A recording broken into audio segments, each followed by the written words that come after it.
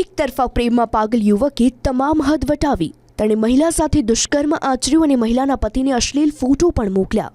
આ ઘટના છે યુપીના ફતેપુર જિલ્લાની, જ્યાં લગભગ 5 વર્ષ પહેલા આ યુવતી ખેતરમાં ગઈ હતી ત્યારે આરોપી શુભમ યાદવે બંદૂકથી ડરાવીને તેનો રેપ કર્યો અને તેના અશ્લીલ વિડીયો પણ બનાવ્યા।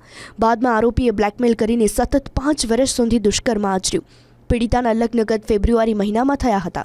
જ્યારે આરોપીને જાણ થઈ તો તેણે મહિલાના અશ્લીલ ફોટો તેના પતિને મોકલી દીધા, જેના કારણે તેના પતિએ પણ તેને તરછોડી છે। પીડિત મહિલા પોલીસ સ્ટેશન ગઈ હતી પણ કોઈ કાર્યવાહી કરવામાં ન આવી। આખરે આ મહિલા પોલીસ અધિક્ષક કચેરીએ પહોંચી અને ન્યાય માટે ગુહાર લગાવી છે। मेरे को ब्लैकमेल किया, मेरी फोटो खींचा, मेरे को गंदा काम किया मेरे साथ। उसके बाद मेरी शादी हो गई। शादी के बाद धमकी दी कि मिलने नहीं आएगी तो तेरे पति के पास फोटो डाल दूंगा। फिर मेरे साथ गलत किया, मेरी शादी टूट गई।